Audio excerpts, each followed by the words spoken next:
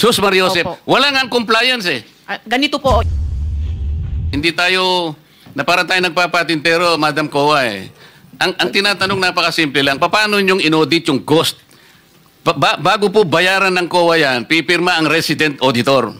Pati yung area auditor ninyo, meron kayong area director eh. Ibig nyo sabihin na bayaran ito nung walang pumirma na auditor?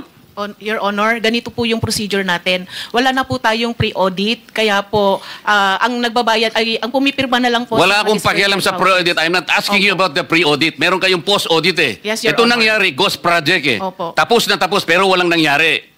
Ang tinatanong namin sa'yo, sino ang pumirma? Bago mapirmahan yun, merong certificate of acceptance, merong certificate of completion, pipirma ang resident auditor. Hindi po pipirma ang resident. Anong gagawin ng COA? Post-audit nga lang po. Kaya po... Ano nga yung post-audit? In your charter, Opo. magkaintindihan tayo. Ito yung inyong charter, sample of services listed in COA Citizens Charter. Financial audit, performance audit, compliance audit, fraud audit, special audit, notice of disallowance, notice of charge, notice of suspension.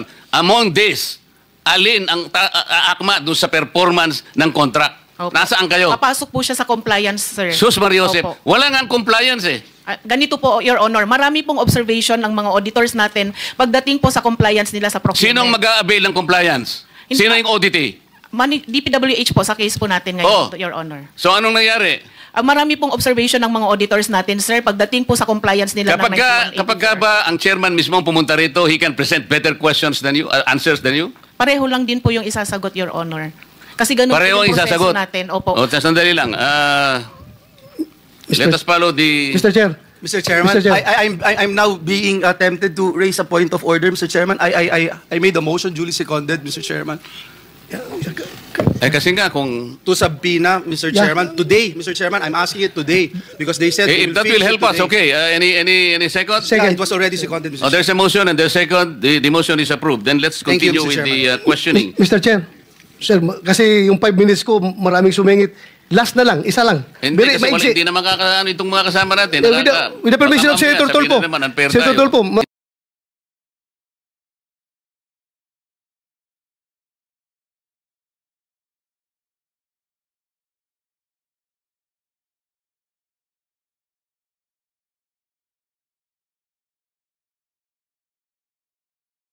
I am not a Filipino for nothing.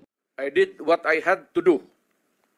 And whether you believe it or not, I did it for my country.